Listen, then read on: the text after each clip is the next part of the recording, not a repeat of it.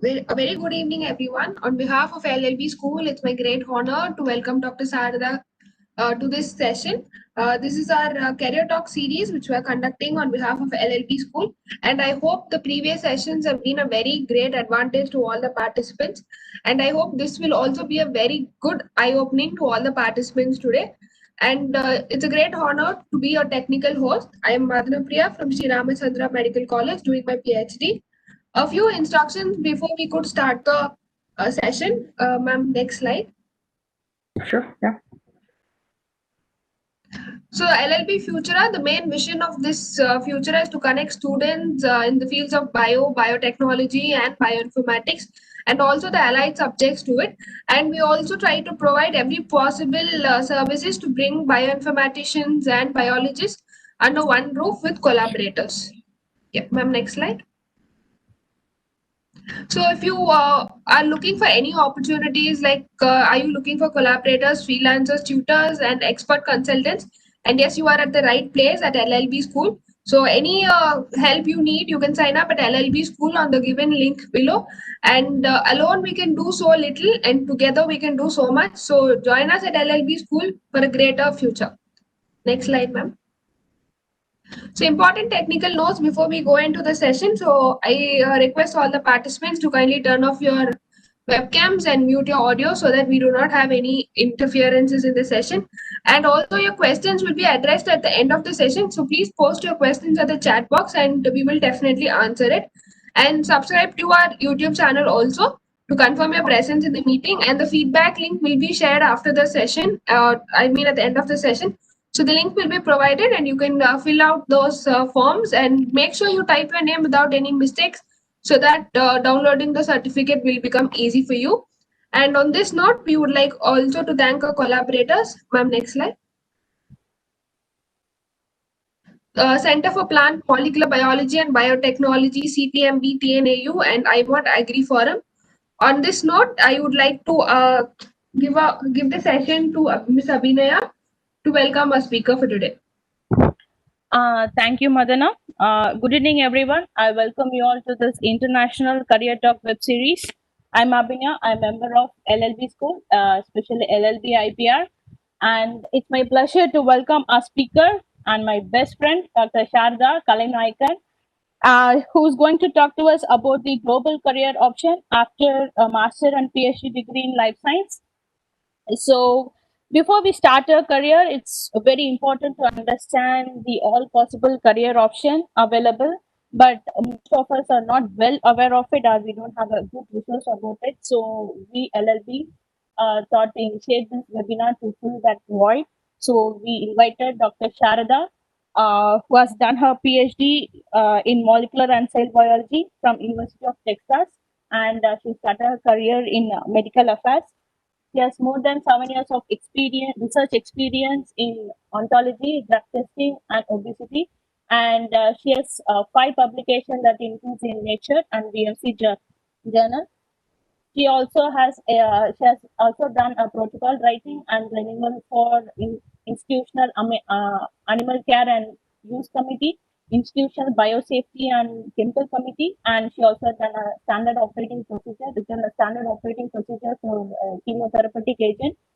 She worked as an editor in Cactus, Philadelphia, and she is currently working as a medical writer at WTO Arcus, Philadelphia. So we welcome Sarada, and thank you so much for accepting our invitation and to join with us in this great event. So it's now, it's your platform right now, Sarada. Thank you. Thank you very much, Madana Priya and Abhinaya. It's a pleasure being here today. And I am looking forward to talking to y'all.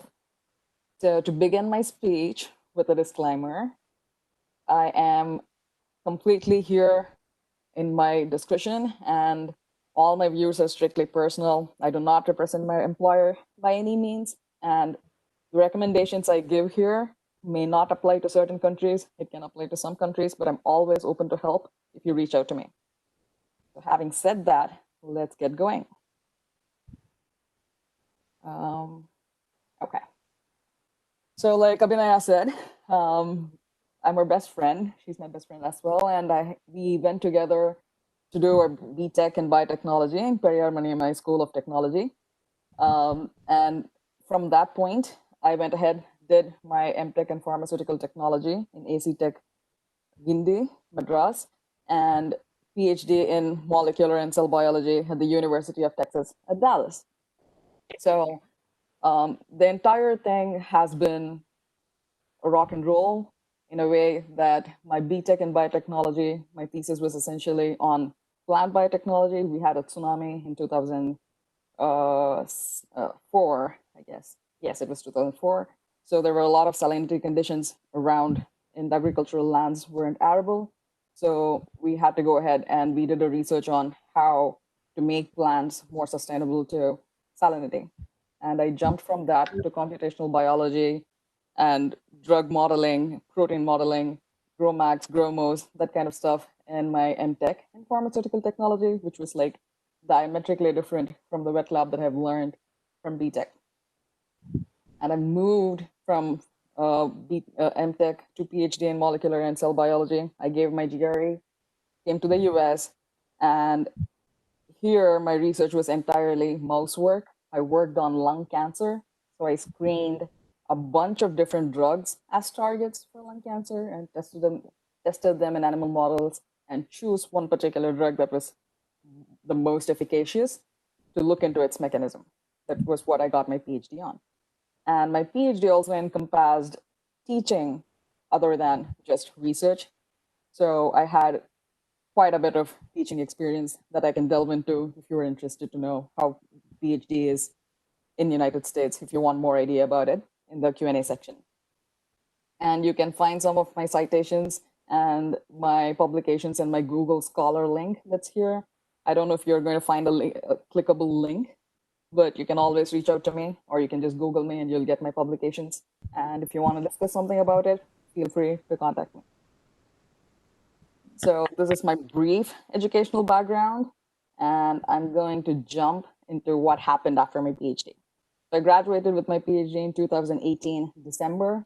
From that point on, I knew that I'm not going to be in academia. I don't want to pursue a postdoctoral fellow right away because my PhD was about 8 years, and I had been in school for like 6 plus 8, 14 years after I graduated with my 12th standard.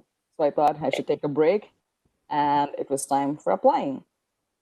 So I did a short gig at this place called Pew Charitable Trust, which essentially gives out money for postdoctoral fellows and early career scientists, like assistant professors who have joined a university just after their postdoctoral fellows.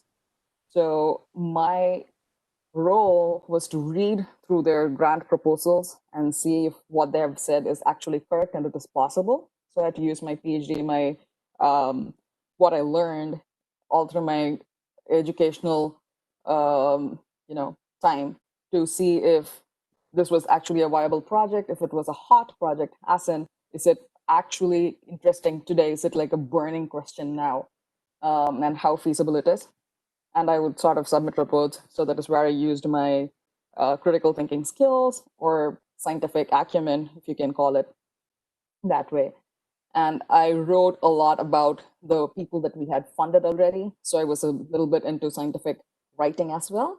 So I did that for about 8 months. It was a contract position, and then I jumped into R&D. So when I was doing the first job, one of the main things that I wanted to check was, after 8 years of being in bench work, do I really want to not do bench work? Will I be able to do something else? Will I find it interesting? That was sort of a question I was looking at, and that job sort of answered that for me. And then I became an R&D intern in a small biotech company called IBAB Biotech. They work on finding probiotics for kidney disease, especially failing kidneys. So the idea was to use a probiotic capsule that would have some bacteria which goes into the gut and that would break down toxic products from the blood that is accumulating because of a failing kidney. And reduce the burden of a failing kidney by breaking down the compounds in the gut. And what would break down is the microorganisms in the probiotic would metabolize those toxic compounds and break it down. So I was an R&D intern and I did some regulatory writing. So they wanted to convert their company into a pharmaceutical agency. So you have to write some applications to the governing bodies, regulatory bodies, saying this is your research, just to make sure that you can go to the first step of clinical trial. So I got a great deal of clinical understanding in that company. And I was also side by side doing a freelance editoring gig with Cactus Communications, which is actually based in India, Mumbai, actually.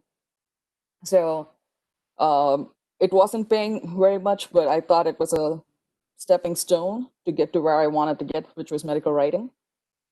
And I used all of that to land my next job, which was medical writer in W2O Group. If there is one thing that I want to tell you as a take home from my entire career trajectory, that would be open-minded. Be open-minded to any kind of job that's out there where you can use your scientific acumen with a master's and PhD, because it's not just the degree that's going to help. It's not just the scientific acumen that's going to find your job. You would have to have great communication skills. You would have to have great client-facing skills. And that is how you land a job because of the competition we have today. A degree is not enough anymore. So that is how I ended up becoming a medical writer. So what do I do as a medical writer? So what I do, like the medical writer by itself can encompass many different things across the world. So in the United States of America, a medical writer does most of what I'm going to say that I'm doing.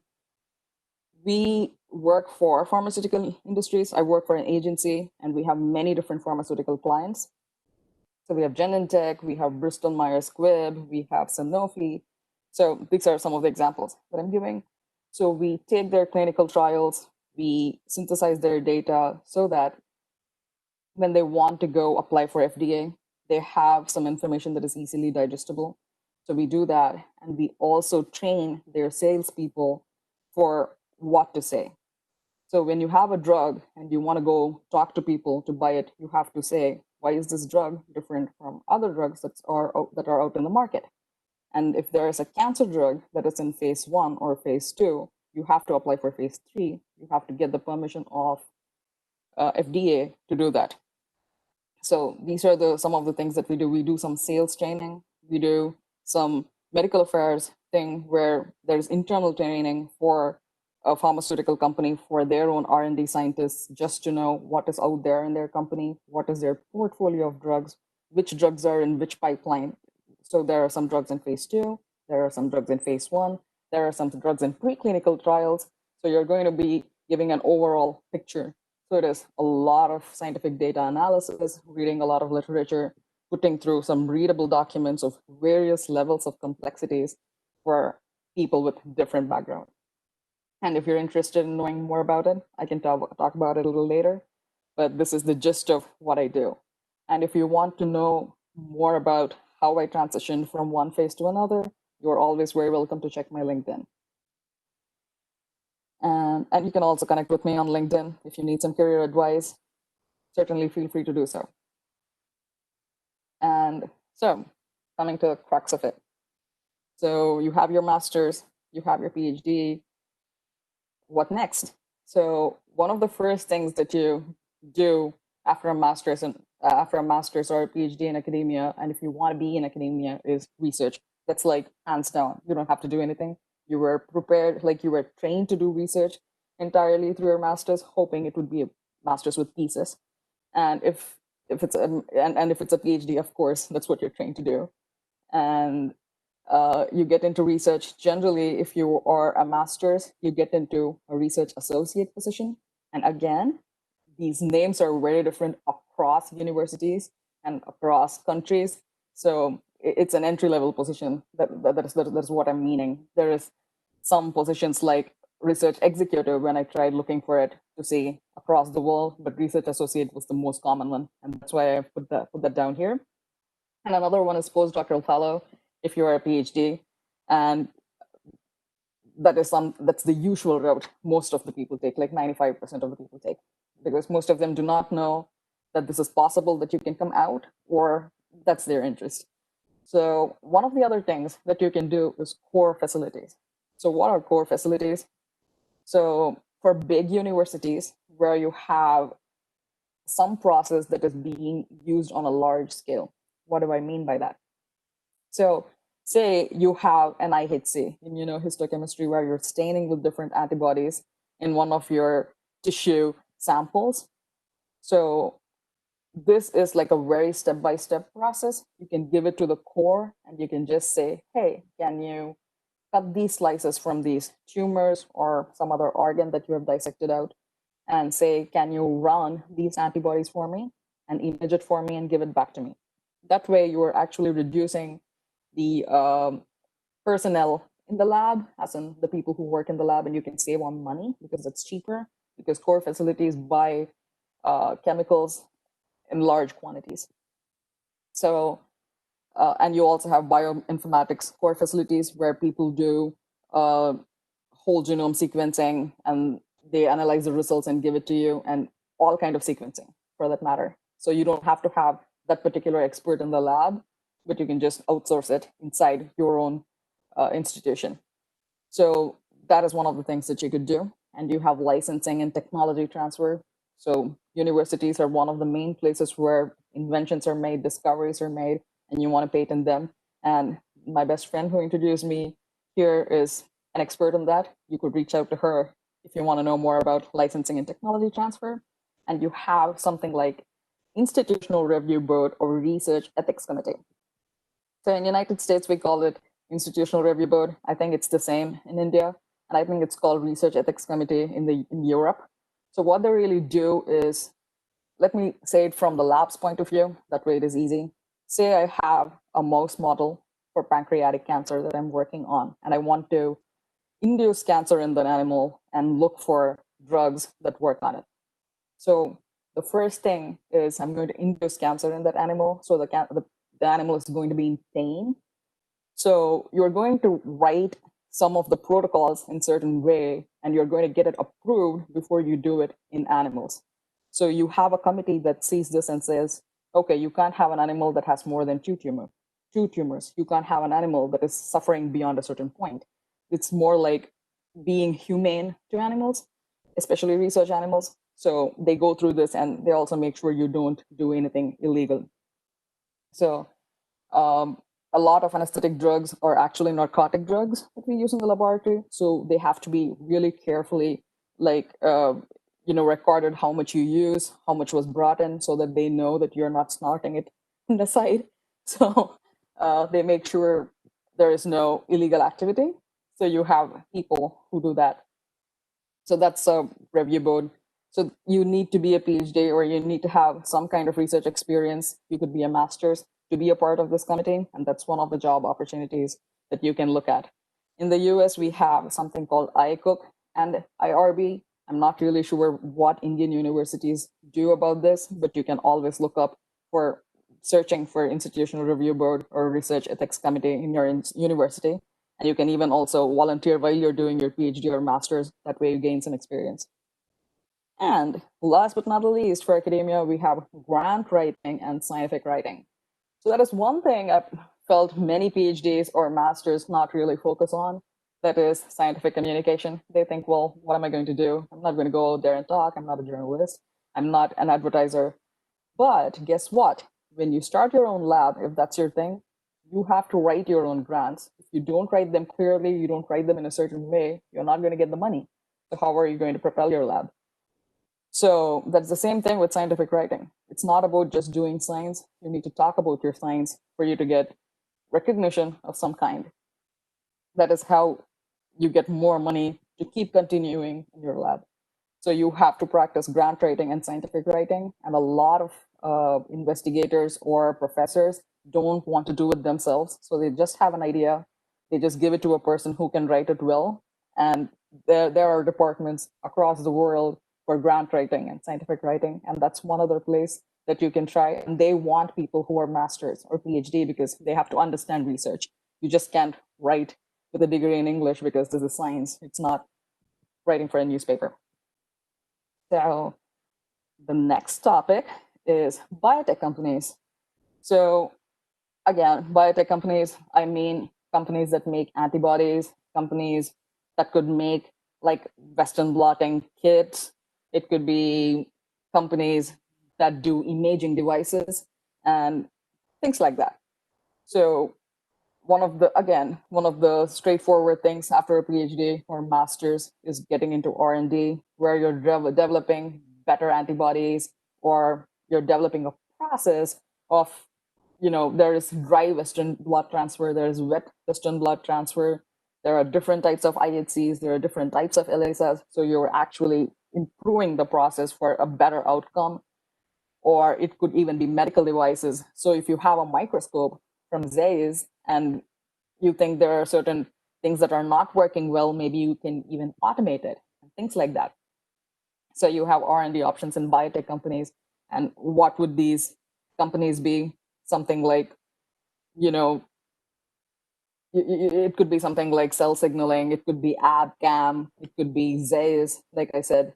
So there are a number of companies for it. And field application scientist. So what is a field application scientist? So when you have something like a imager, again, because it's easy, I don't know, for Western blots, after you have a blot, you image it with a machine, right? So you need somebody who would come in when you buy a new equipment to train you on it. And if your equipment is broke or you do not know how else to use your equipment, you have an expert from the company teaching you how to do it. They generally come to the university and teach you. And these people are field application scientists. And they really have to be PhDs or masters or people who have a great deal of experience in research, so that they can actually understand from research point of view the questions you're asking them. That way they will be able to explain it. So that's one of the jobs that needs a master's or PhD. And then technical support specialist. Say you're running a Western blot with some concentration that's in the antibody reference sheet, and you get a very stark background. What do? You pick up the phone, look at the company's number, and talk to a person who is a scientist on the other end. So that person is this technical support specialist who has to have a master's or PhD generally. So this person generally runs the blots several times in different combinations and things like that. And they would tell you, okay, this works, this does not work, and things like that. Use it in a dilution of 1:500, for example. So this is a technical support specialist. And this can also be the same for bioinformatics softwares if you're using. We used to have the software called Autodoc when I was in my graduate school, like when I was doing my MTech. We literally had to call people finding the glitch. So this happened when 2008 to 2010. So it was 12 years ago. It used to be so glitchy, and we had to have people help us with it all the time. So you have technical support specialists across the fields. And going to the next one, pharma. So there are a lot of pharmaceutical companies, mid-sized companies, big companies, small companies. So depending upon where you are, you get to wear different types of hats. So very big pharmaceutical companies, if you go as an R&D scientist, they can give you one project like protein purification, and that is all you're allowed to do. Like you are a part of a complete flowchart where that is your job and you keep doing that. And if you're in a smaller company, you will be given little more jobs to do. You'll have more responsibilities to do. So in R&D, again, in companies, you can be an investigator who does some preclinical studies. Say if you were in a company like Genentech, which has anti-cancer drugs, so they are going to have many models of mice checking out their preclinical drug compounds to see if they can bring it to phase 1, phase 2, and actually release it for patients across the world. So they're trying to screen for many compounds. So you can do something like R&D of that type, or you could be doing something, not just research, but you could be into some kind of process development. If you think some of the process is say there is a drug and it has some kind of interaction with another commonly taken drug, then you can do their pharmacokinetics. How is this drug causing toxic compounds? And is there anything that you can do in the manufacturing process that you can change and things like that? That is some of the examples of R&D stuff that you can do. And I have listed some of the companies that are also in India and across the world. And another topic that people can work on in pharmaceutical company is medical affairs. So medical affairs are the people who take clinical trial and talk to doctors and see if their clinical trials are actually working well, if there is a point in going to FDA or some other regulatory body to ask for approval, because could this drug be used in a clinic? If it cannot be, how can you improve it? What kind of patients you can test it on, and things like that. That's what medical affairs does. So pharmaceutical companies require medical and scientific writers to actually condense their own reports and train their people who do something like go and talk to doctors. So what are they going to go and talk? They're going to talk about the results. So they condense the results for them. And you have salespeople, so you condense the results for them. So there are many different people who would require the same results in different ways. So you have medical writers and scientific writers. And there is another booming field called the medical science liaison, which pays really well. So the medical science liaison is one of those people who literally go to a doctor just to give them more information, because doctors don't really have time to do research. There are MDs who do PhD and who do research, but many MDs don't, especially for oncologists. There are so many drugs out there in the market.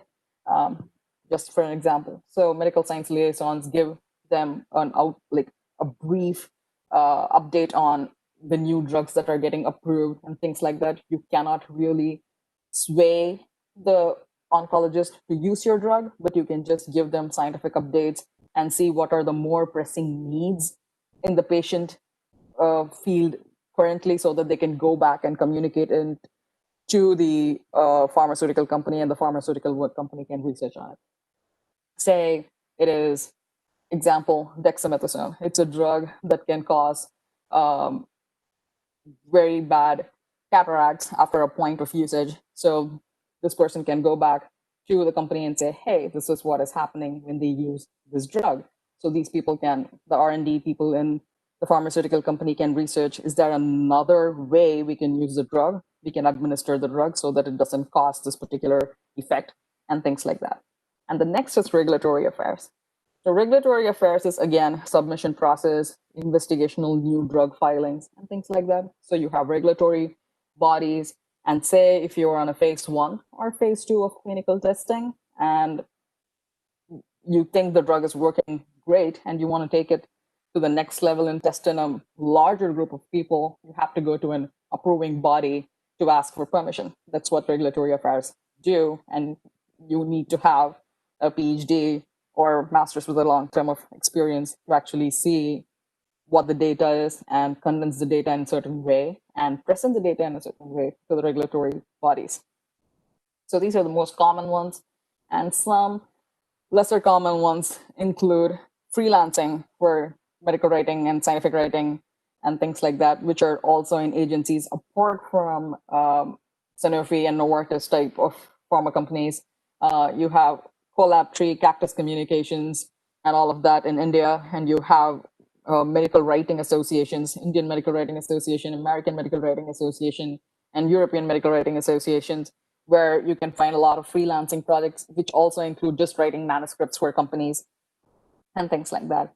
And then there's this newer field called venture capital equity research, where people people have a lot of money and they're going to invest in startups, and say this is a life science based startup. There are a couple of people who, so let me rephrase this for you. So say they have money and they do not know what to invest on, especially in life science. And there are a couple of life science companies that are coming up and asking for funding. then they will have to look and see if the idea is worth funding for.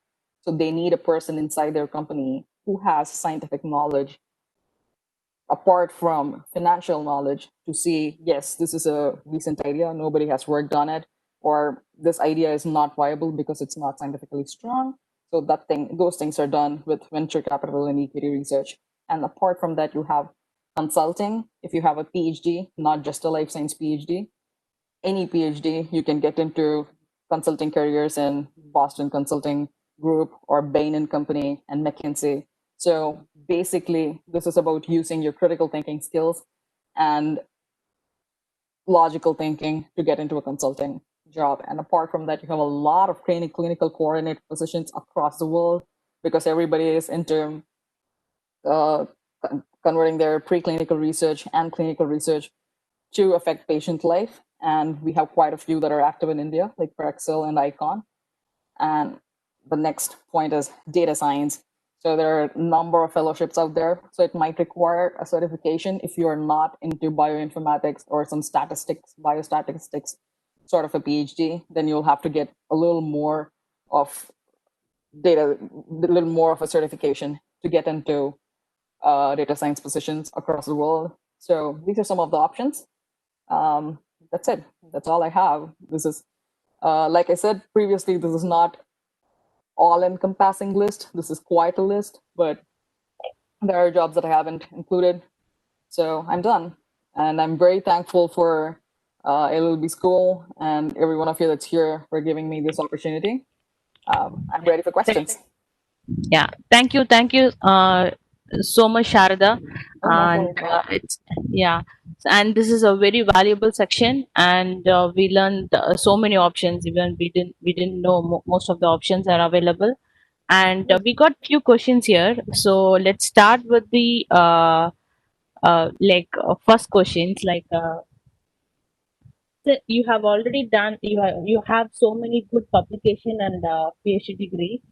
But then why did you opt for the medical writer position?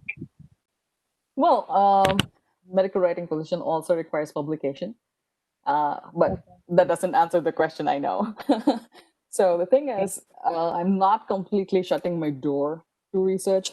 I can join a university and do postdoctoral research anytime I want because nobody can take away the scientific knowledge that you've gained through your PhD. But at least in the United States of America, we do not have a great deal of work-life balance in a postdoc or research unless it is a research in a very big company for which you need to have experience to get in, or you need to have people that you know to get in. So I wanted to have more balance in my life right now because my PhD was 8 years and it took me 12 to 14 hours a day for me to complete my experiments. They were really long days. So I wanted to have some time off, and this pays better than a postdoctoral fellow, at least in the States. So, like in the States, do you need a PhD degree to be a medical writer? Yes. Okay, that's good. Yeah, okay. And also, like for most of the students in India, they have done master and then PhD. So to enter into a particular field, for example, the medical writing itself in your own field, do they need to do a specific certification course or any degree to enter into the job, or they can directly apply for the medical writer and as a trainer or in as a internship program? It is available. Is it available in US? Any option is there? Is this question for India or the US? It's first for India and then the US. Okay. So I had some friends in India who didn't have a PhD to do medical writing in India because I don't think Indian medical writers write for pharmaceutical companies. I think they write manuscripts or they edit other people's manuscripts. So there are countries like Japan, there are countries like China where the first language that they're taught is not in English. So they have manuscripts that are really poorly written.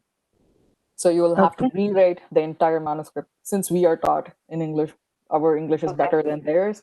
So Okay. as far as you have some scientific acumen, you can go ahead and do it. This is what it is in India. Okay. And in the US, so I can speak only from my experience. What I did not have any certifications except for the free ones, because there is something called Writing in the Sciences by the Stanford University, which is a free course. You don't have to actually, pay for it. It's just you can apply for a free certificate and they do it. It's like a 4-week course. And did that help me? Actually, no. You need to have writing samples, which you can write and post on LinkedIn, or you can even write your own manuscripts. So the publications that I have are written by me. So that is more of an indication I'm capable of writing science. And since it's published in Nature, it's published in BMC, these are like good journal places where articles get published. So it's one of the proofs that you can write well. Okay. It's one of the entry-level positions from PhD. Yeah. PhD. So you don't need a specific certification or training. You don't that. need one. I mean, it can help, but it can Okay. help if you have one, but you don't necessarily need one to get into a position. But I Okay. did have this freelancing and cactus communications and stuff to show that I'm capable of meeting deadlines. I'm capable of client interaction, because in academia, you don't really have client interaction. You don't talk to anybody other than your professor and your lab mates. So can you conduct business? Can you actually talk to people? That's what is being checked in the interviews. So you have to have some experience to say, yes, I'm capable of doing this. I have done this in so many ways. Or it doesn't even have to be writing experience. It can be some kind of client experience that you already had. You can say like, I can interact this well because I have had this experience. Okay, understood that. Okay. So another question is, do you face any challenges in your current job, and what other skill help you land in the current, what are the other skills help you in entering into this job? Okay, great. So the basic question is, what are the challenges you have faced, and what are the skills that is required for your current job? Okay. So speaking for challenges, challenges for this job are deadlines. There are tons of deadlines. So it's like each day you have like 3 deadlines at least. So it's like you're constantly concentrating and you're staring at your computer. So it becomes really sedentary. Apart from working, like when you're working in your lab, you're actually moving around and things like that. That's one of the challenge. And technically speaking, jumping from different projects for different clients and keeping track of those. So it is essentially time management. And one more challenge I would say is reading and grasping material that is different from what you have trained on. So I work on a CAR-T project right now. So I do not know anything about CAR-T technology. I know like when it came out, how they do the antigen on the T cell and stuff like that, but I don't know the basic process or the science entirely behind it because my research was not that. So I had to read up all of that. While this is not as big as a challenge because I'm a scientist myself to begin with, and I love reading science, but it can get difficult when you have deadlines to actually face. So to sum up, it is meeting deadlines, which is being organized and having time management skills. And number 2 is jumping from project to project, which is in a way time management, I would say, and being sedentary. So that is one of the challenges, like 2 of the challenges that I can say. And what was your second question? So what are the skills required for this current job? Okay. So one obvious thing is, sorry? Yeah, continue. So one of the obvious things is you have to be capable of writing.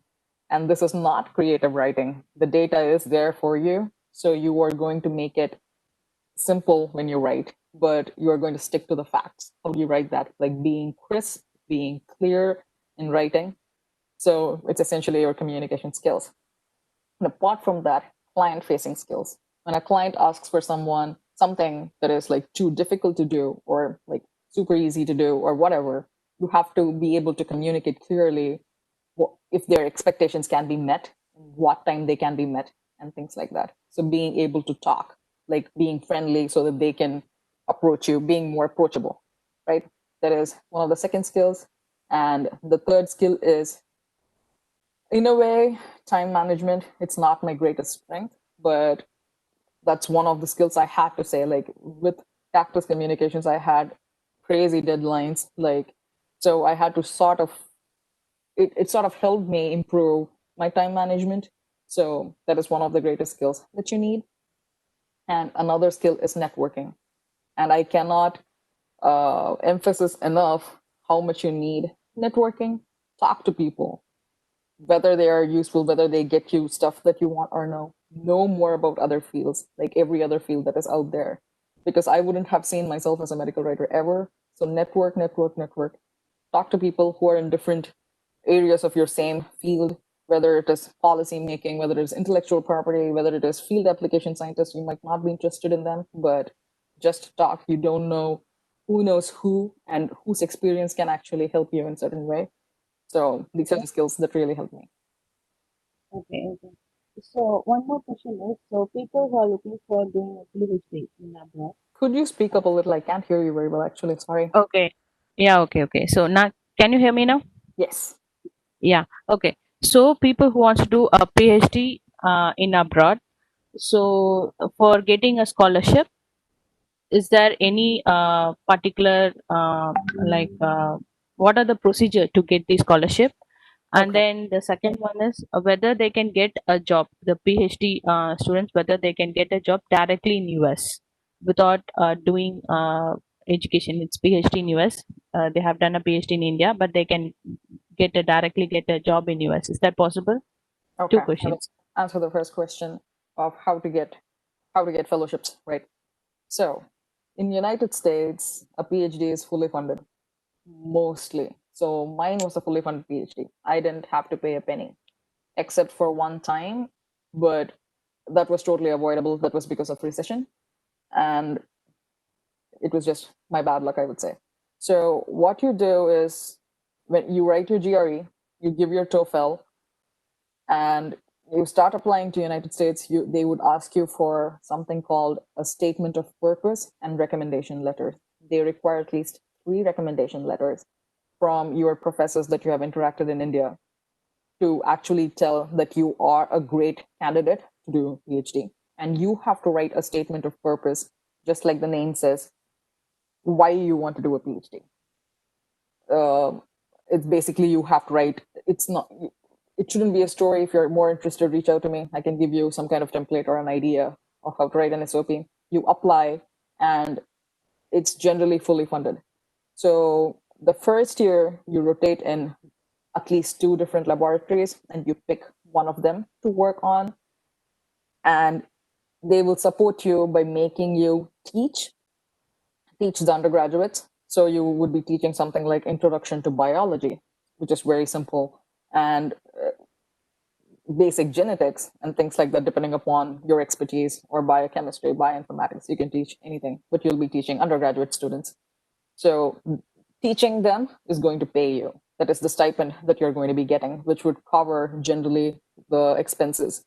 To be in the US, it also covers your accommodation and all of that. You won't be able to save a lot, but it will cover your expense, so your parents don't have to be sending you money. So it's fully funded.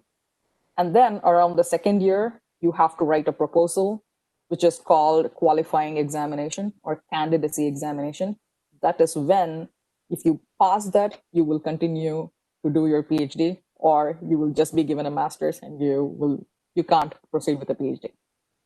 So there are different types of exams. There are oral exams, there are written exams. So we had a written exam and oral exam in my university, but it could be different, where you're also proposing what your research is. So you have a plan for the next couple of years. And once you pass that, US will be entirely funded by your professors' grant funds, or by the university, where you can continue to teach for the rest of the years. And there are fellowships once you come in that you can apply after your candidacy that you can get through. So universities in the US completely fund for you. So that is all I know about PhD abroad. I don't know about other countries. And Okay. For the second question of can you find a job in the US if you don't get your degree from the US? It Yes. depends what you call a job. So if you call a postdoctoral position as a job, yes, you can. You can come in through a J1 visa. You have to apply. It's called an exchange visitor visa, where I think it is there for 5 years, and then you have to come back to India for 2 years or something like that. And it is very difficult from that point to switch to some other visa and become a citizen in the United States if that is your intention of asking that. I'm going to tell you that it's very difficult. But otherwise, if you want something like a medical writing job, if you want something like a pharmaceutical industry job, then you have to have a degree from United States, or you should have worked in some really top company and they should just transfer you when you come in here. Otherwise, you won't be able to. Okay. So let's go on to the next question. So the question is, what is freelancing? What is its role in life science, and is that applicable for life science graduate? So I would ask, like, will the life science graduates, if they are not a PhD, they can do a freelance? And Yes. Sorry, go ahead. yeah, what are the roles they can do it as a freelancer? Like, for example, biotech and biotechnology. So that's a difficult question. I'm going to try and answer it to the best of my ability. I can hear an echo from someone. I'm so sorry. Okay, yeah, you can go on now. Okay. So freelancing is working for yourself. You don't have a boss, you don't have an organization that you have. So you file for your own taxes for the money you get. Okay. So where scientific writing is one of those things where you can freelance, because as long as you know, like generally they have a test Okay. to check if you can actually edit or how well you're doing a certain thing. Like if you were editing for scientific writing, it is editing or how well you're writing. Once you do that, you can get into a position where you are contracting from a company. There are no like minimum number of hours you're working. You can work in your own time, anytime you want to work, because you are actually freelancing. And how much ever work you want to do, you can do, and you pay your taxes by yourself. You file for taxes by yourself. Not the person that you are in contract with has nothing to do. So it's basically it's fun if you have enough clients. Sometimes the problem is you don't have enough clients, so that might not really help you meet the ends depending upon where you are. So basically, if you have a skill and you think somebody needs that skill and you can do it, then you don't necessarily need a necessarily need a PhD. You don't even need a master's, I would say. If you were even a bachelor's, you can go ahead and do it. So, yes. So where else can you freelance? I really don't know. I can only think of writing right now. Sorry. Yeah. One more question. It's like, I'm a BSc biotechnologist. So first year students, what are the skills that I have to develop during my course of study to become a successful researcher in future? Wow. Okay. So in bachelor's, by successful researcher, I'm assuming you want to do your PhD and then start your own lab or become a part of a bigger lab in a pharmaceutical company or whatever, right? So skills that you have to gain is a wide range of scientific skills. So if you're going to look into wet lab, I would say no cloning, no Western blots, no protein purification, know how to streak, know how to dissect animals, things like that. Like get as much as possible in the environment that you are, and learn how to do good statistics. Because you have a hypothesis, you're doing an experiment. How would you know if an experiment is working unless you have your statistical tools to actually apply? And number 3, be open-minded and adventurous. So a successful researcher, this is probably a quote, I'm going to requote it, is someone who can see things that everyone sees, but in a different way, in a different angle. So you have to have good problem solving skills. So you know this is a problem. How would you approach a problem? And you have to be very meticulous and organized in reaching the problem. And you have to write every single thing down so that you can come back and reproduce the data, or you can come back and reanalyze the data in the light of new information. So what I would say in terms of skills is learn as much skills as possible, number one. Number two, learn statistics. Number three, know to communicate them well. Number four, be open-minded. Read as much research as possible. Like read papers that are freely available if you can't get the ones that have a paywall that you can pay for. Just read articles that are free so that you are starting to discuss about ideas, you're starting to think about ideas, and then find a lab, then find a university that has good opportunities, that is in a good ranking, and get into one. That's a very valuable answer, Sharada. Thank you. We have As long as it helps someone. yes, I think it will help many people. Okay. We have one more question. Go ahead. So, what kind of eligibility is required to get into science policy making and to become a science policy advisor? Okay, honestly, I have no experience in science policy, but in the United States, we have a number of policy funding agencies. So all that I would say is there are groups in universities that make scientific policies. This advice might only apply to people in the States. I'm so sorry because I don't have experience in other places. So go volunteer there, see what the advocacy groups do, what the policy groups do, communicate with them what kind of changes you need, take part in them, then start applying for fellowships. So the American Association of Science has some funding for the policy making, and they have a page for policy making, and that is just one of them. There are a couple more that I don't remember right now, but if you reach out to me, I can probably send you some links. I don't have any personal experience in that. Okay, okay. So we can share the link if the participant want. And then the second question: after a PhD in biomedical science or biotechnology in the USA, can we enter the field of clinical research? If yes, then what kind of job we will do? I think maybe it's like doing after doing PhD in USA. Okay. So, well, you can find this is the most straightforward answer I have. Like, you can get into a translational lab as a postdoctoral fellow. That is one of those things that you can do.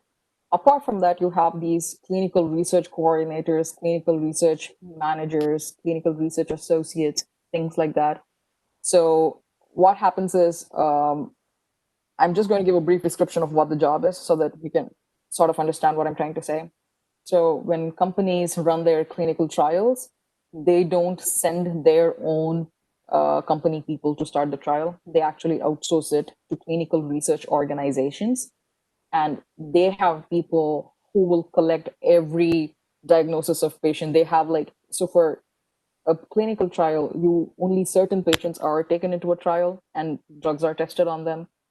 So you want to take people, make sure that they consent to the trial and stuff like that. So each step of the trial is taken care of by clinical research managers or clinical research coordinators and people like that.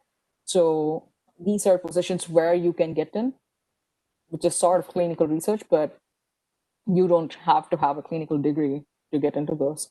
So these are some of the jobs that you can get into. Apart from that, I would just say you can get into a postdoc to get trained on clinical research. I don't think you can, or you can do some kind of medical writing like I'm doing, where you have some access. And I wouldn't say medical writing is the topmost job for me. It is like a stepping stone. I'm still figuring out what I want to do next. I'm not going to stay in this field for long, but it gives me some clinical information because my work was preclinical. But from this point, I can get into medical affairs in a company and even get into R&D once I reach a company. So these are some things that you can do. So the answer in brief is you can do a postdoc into a clinical research lab, a translational lab to get some clinical research, and then try to transition, or if you don't want to do that and have to do that and you want to get into a clinical job right after your PhD, then all these clinical research organizations have clinical research coordinators and jobs like that, which you can do. And if you are a bioinformatician or somebody like that, if you can process data, you can process patient data. So you just need to know math and programming that you can do anywhere. It doesn't necessarily have to be clinical experience for that. You can do it with preclinical experience as well. Okay, that's a great answer. Okay, fine. So let's go on to the next question. It's like, as a biotechnologist, do they need to have a programming knowledge? Oh, tell me about it. This question is very important. So me and Abhinaya, we joined this. Yes, I'm going to tell you a story before I answer. Joined this computer thing when we were in our BTech, and we never really completed it, or we didn't do anything about it, which I regret to this day. Yes, yeah. So the short answer is yes. And this yes is in like all caps and font 50. So it's like, yes, you need it. Yeah. So, well, I think even image analysis now requires some kind of programming skill. It's more like a language. It is just logic. Trust me, it is not as hard because I had to learn a little bit through my graduate degree program and also my master's when I was trying to do computational biology. So it is not that bad. If you have a mental block, remove it. You can do it. And yes, please do it. You need it. Yeah, okay. So, okay, so we are in the end of the section. So we have one more question here. One second.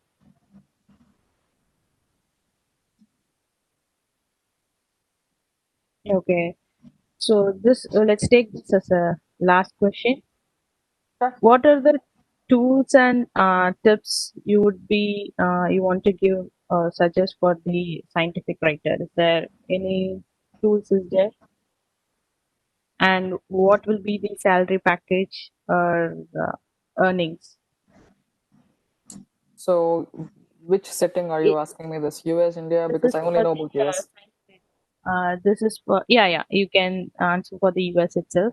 It's for the scientific writing. If you know about India, also you can uh, tell us about India also. What are the is there what will be the salary package in India and US for the scientific writer, and is there any tools available for that? So again, I don't know what you mean tools. Tools for writing, as in how do I make graphics? How do I make PowerPoint? Are you asking me that? Or are you like, how do I get to become a Maybe medical if they writer? want to know how, like, yeah, maybe they want to learn by if they want to learn by themselves. Is there any specific tools means any site or Okay, I'm going to answer the easiest question first. The salary package for scientific writers or medical writers in the United States, entry level is, the average pay is 70,000 US dollars per year. And I think it goes until about 120 or 110,000 US dollars per year as you go up the field. And this is not certification. You don't need anything. You just need your PhD. You have to be a good communicator. Like I previously said, you have to manage your time well. You have to be really approachable. You have to communicate crisply and clearly. And you have to be scientifically really strong to be able to process the data and represent it well. So this is the quick answer for the salary package. Yes. So with my understanding of your question, I'm going to answer it. But if I haven't understood, you can see my contact. You can email me with a more clearer question and we can have a conversation. So don't worry about it. So what are the tools that you need? You have to know how to use Microsoft Word. I'm answering this literally. And PowerPoint. And you have to have some reference manager that you know how to use. Something like EndNote, Mendeley, Zotero. I don't know if you Zotero, if you have heard any of these.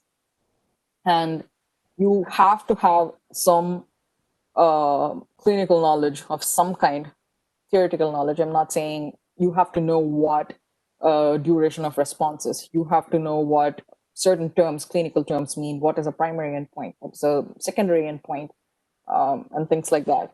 And there are a lot of courses on Coursera or free courses that are available across the internet, Udemy and stuff like that, where you can find basic clinical research or a drug development process that you can learn. And apart from that, you have a free course called Writing in the Sciences by Stanford University. If you don't want to get into the course, they have YouTube channel. They have YouTube episodes of it. Just get through it, so you will have basic understanding of how to do this. So these are the tools I can think about. And you have to have some plotting software. It's not always essential, but if you have some waterfall plot or something to plot, you might need to know that, but that's about it. It's Word and PowerPoint and having a sense of what looks good, what looks clean, and being able to communicate it. That's it. Okay, that's a very great answer. And thank you, Sharda. Thank you so much. It's a very interesting section and a very valuable section, I would say. And I think it will be very useful for the students out there who has attended the section. And we have learned many things from you.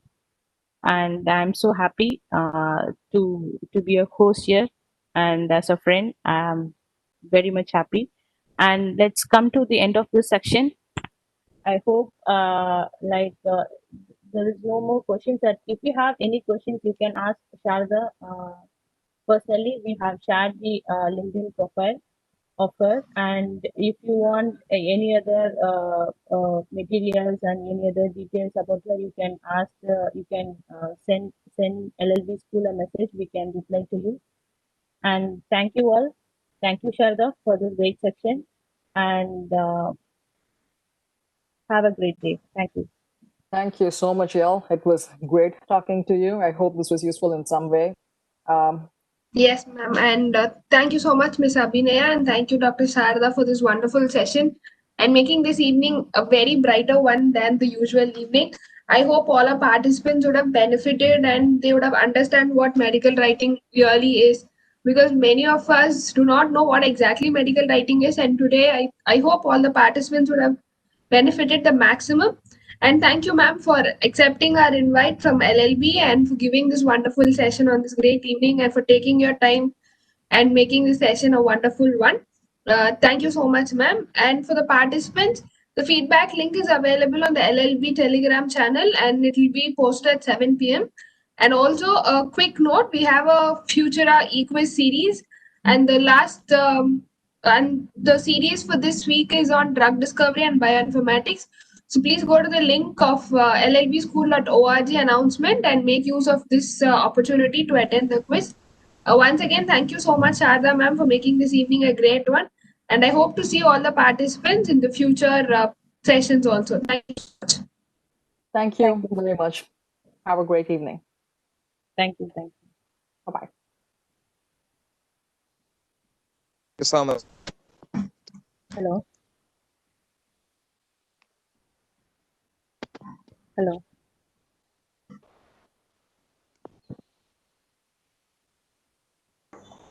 Hello, Ramakrishna. Do you have any questions? Hello? Do you have any questions? No question. Okay. Okay. Oh.